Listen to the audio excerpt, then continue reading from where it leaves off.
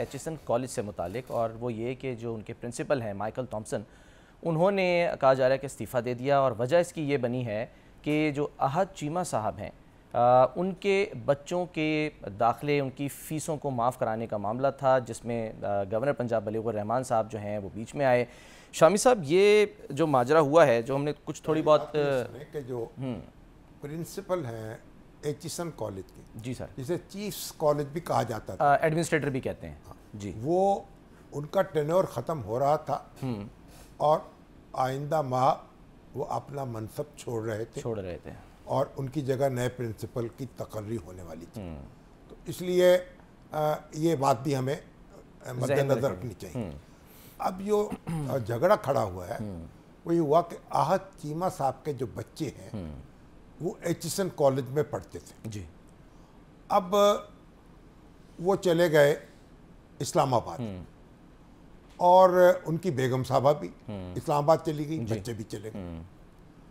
अब बच्चों ने, अब जो एचिसन कॉलेज से जब बच्चे तालीम हासिल कर रहे होते हैं तो अगर वो उस शहर में नहीं रह सकते या तालीम जारी नहीं रख सकते तो फिर वो छुट्टी की दरख्वास्त देते हैं और फीस अदा करके उनको ये इजाज़त मिल जाती है कि उनका नाम नहीं कटेगा। अच्छा, तालिब इल्म के तौर पे वो मौजूद रहेंगे लेकिन फ़ीस अदा करते रहेंगे। अच्छा, अब यहाँ ये हुआ कि उनके बच्चे जब इस्लामाबाद गए, वहाँ उन्होंने दाखिले ले लिए होंगे स्कूलों में, तो उनके जहन में ये होगा, उनकी बेगम साहबा जो आयशा है, जी, साइमा अहद, वो भी एक सरकारी अफसर है, जी जी जी।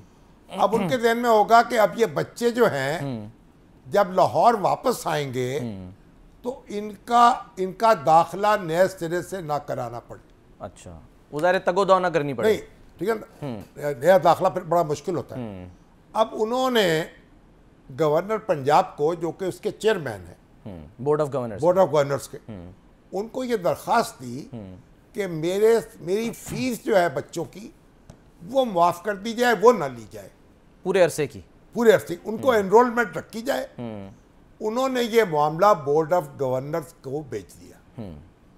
अब बोर्ड ऑफ गवर्नर्स ने उनकी दरख्वास्त मंजूर कर ली, सही, और कहा कि ये फीस ना दें, बाकी इनका नाम खारिज नहीं होगा। ठीक। अब वो प्रिंसिपल साहब जो हैं माइकल थॉम्सन, उन्होंने इस पर एहतजाज किया है और एतराज़ किया है। उनका ख्याल है कि ये नामुनासिब फैसला था। कि अब बात क्या है, मुझे जो एचिसन कॉलेज है, बड़े बड़े जितने हमारे ख़ानदान हैं अब उनकी आइंदा की नस्लें बोर्ड के ऊपर मौजूद हैं। बिल्कुल, अयाज सादिक के बेटे हैं, अयाज सादिक के बेटे हैं, चौधरी ज़ोहर अलाई के नवासे हैं, पता नहीं, या बेटे हैं, उमर सैफ साहब भी हैं सर, उमर सैफ साहब हैं, और अली परवेज़ मलिक साहब भी, अली परवेज़ मलिक साहब हैं, और मतलब वो हमारे जो शफी ख़ानदान उनके, मतलब मोहम्मद औरंगज़ेब साहब भी हैं सर, औरंगज़ेब साहब भी जो खुद हैं मेंबर, जी सर, बोर्ड नहीं, नॉन ऑफिशियल मेंबर्स हैं, नहीं वो तो होंगे ना, वो तो वज़ीर ख़जाना मेंबर होगा, ये तो वो कैसे होगा सर, इसमें नाम लिखा हुआ है, नहीं, अगर वो वज़ीर ख़जाना जो है, मुझे समझ में नहीं आई कि उनका नाम कैसे आ गया, या अभी फौरी तौर पर मुकर्रर किया उनको, या पहले होंगे, बारह नहीं हो, अली अयाज सादिक, बिल्कुल सही कह रहे हैं। अब सवाल ये है कि ये जो बोर्ड है इसके अंदर एजुकेशनिस्ट कितने हैं, कि सारे जो हैं वो जो ओल्ड एचिसोनियंस हैं उनके बेटे हैं, खुद भी एचिसोनियंस होंगे। हाँ जी, चलिए, मगर ये जो कॉलेज है इसमें जब एक दफ़ा आपको दाखिला मिल गया तो क्या उम्र भर के लिए दाखिला मिल गया? आप अगर दूसरी क्लास में दाखिल हो गए या पहली में तो मैट्रिक तक आपका नाम नहीं खारिज होगा, आप अटेंड करें ना करें क्लास।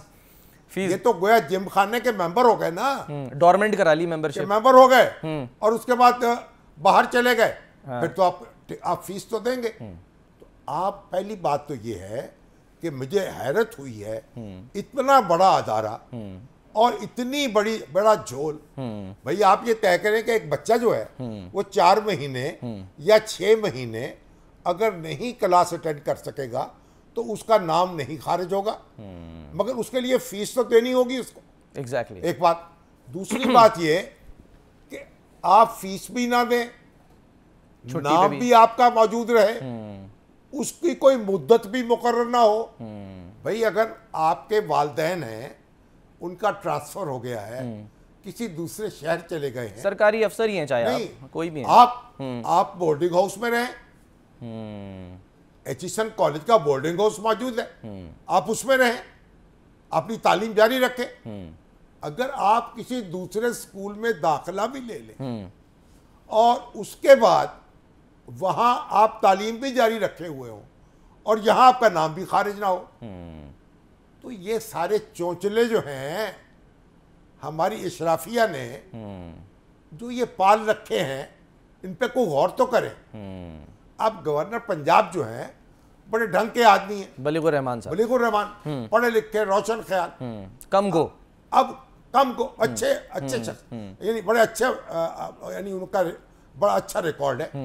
अब उन्होंने ये दरखास्त भेज दी बोर्ड ऑफ गवर्नर्स को, बोर्ड ऑफ गवर्नर्स से उसको कहा माफ कर दो। तो भाई बात यह है, कोई तो जवाबत बना जाए, कोई कायदा बना जाए, कोई लेजिस्लेट कर ले। सर लेकिन ये फैसला जो है ये तो फिर बोर्ड ऑफ गवर्नर ने ही करना है ना, करना नहीं तो कोई किसी, भाई उसका भी तो कोई तरीका होना चाहिए ना। अगर एक बच्चा वो 3 साल ना आए, 2 साल ना आए, फीस भी ना दे, तो उसकी जगह कोई दूसरा दाखिल भी ना हो सके। लिमिटेड सीट्स होती हैं वहां पे वैसे भी। देखिए आपको एक 4-6 महीने के लिए तो ऐसा हो सकता है, मगर फिर बोर्डिंग हाउस किस मर्ज की दवा है। आप चौपड़ियां और 2-2, अब जैसे आप देखते हैं अब क्या होता है, एक ट्रांसफर हो जाता है सरकारी अफसर का है, या पुलिस का आला अफसर है, या डीएमजी ग्रुप है, वहां चला गया, उसको मकान मिल गया, जिला में कहीं चला गया, सही, यहां उसका जो मकान सरकारी है वो उसके पास उसके बच्चे वहां रह रहे होते हैं, वो छोड़ता नहीं है। ये गलत। तो कोई नहीं, गलत क्या है और सही क्या है, अब कोई कायदे जाब्ते का तो काम होना चाहिए ना। तो अब ये जो एचिसन कॉलेज है भाई, इसकी इतनी रेपुटेशन है, इतना इसका वकार है, दुनिया जहान के हमारे जो रऊसा के बच्चे और यहाँ पढ़ते हैं, और जो पेट काट के जो मेहनत कश लोग, जो तनख्वाहदार लोग अपने बच्चे पढ़ाते हैं ताकि वो भी एक आला तालीम हासिल कर सके, भाई आप उनके लिए कोई जाब्ता तो बनाए ना। ये क्या बात हुई सर? जाब्ता तो एक दफा दाखिल हो गए, हाँ। फिर सारी उम्र दाखिल रहेंगे, ये जिमखाना की मेमोरी हो गई आपकी। वही ना कि डॉर्मेंट करा के आप चले गए बाहर। क्या हुआ? या दफातर में होता है ना एब्सेंट विदाउट लीव, के मैं छुट्टी लूंगा, आप सैलरी मत दे, मैं मुल्क से बाहर जा रहा हूं। ओवरसीज चले जाते हैं लोग, हाँ जी, या छुट्टी ले लेते हैं, तो बट तनख्वाह तो नहीं मिलती उनको। अब यहाँ फीस भी नहीं देनी, दाखिला भी बाकी रखना है, और उसकी कोई मुद्दत भी मुकर्रर नहीं करनी। ये क्या बात हुई? लेकिन सर गवर्नर साहब ने फिर बीच में पढ़ के, इसका मतलब है कि मामला जो है वो अब बोर्ड कंट्रोवर्शियल हो गया ना सर। हाँ। मैं नहीं समझता ये बोर्ड ऑफ गवर्नर्स जो मैंने देखा है एचिसन कॉलेज का, तो इस पे भी नजरसानी होनी चाहिए ना। इसमें तो हमारे बाबर अली साहब तो खैर अगर जो बहुत, अब सैयद बाबर अली साहब, हाँ जी, उन्होंने भी इस्तीफा दे दिया, बहुत इस्तीफा दे दिया, मगर वो अब बहुत बुजुर्ग हो चुके हैं, लेकिन उसके बावजूद इस पर सर अता तारड़ साहब का जरा सुन ले, क्या इसका उनका मौक़िफ़ है, जरा सुनाइए जी। अता तारड़ साहब क्या फरमा रहे हैं? वो कह रहे हैं जी ना पढ़ने की फीस तो नहीं अदा की जाती, तो वो सीट रोकी जा सकती है। 3 साल आप सीट रोक लें, किसी का हक मार लें, ना पढ़ना है, ना उसके पैसे देने हैं, ना किसी और को दाखिल होने देना। ये कहाँ के कानून है? ये कोई इंसाफ है? भैया आप अपने बच्चों को बोर्डिंग में दाखिल करें। और अता तारड़ साहब आप किस वक्त कौन सा मुकदमा लड़ रहे हैं?